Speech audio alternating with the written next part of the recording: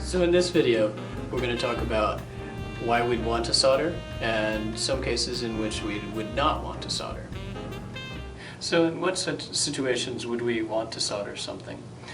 Soldering is sort of like hot glue for metal. It's a soft alloy that gets melted and flows between two pieces of metal that don't melt, and it joins them together.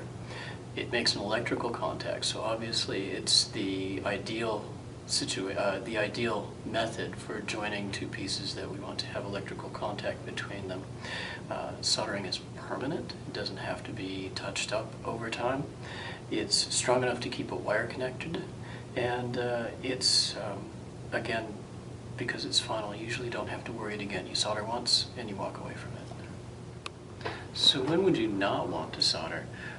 If you have parts that are heat sensitive, you probably don't want to solder them. The solder might melt the pieces in question. Also, if your pieces get hot, the solder might melt later, and that's not a good point.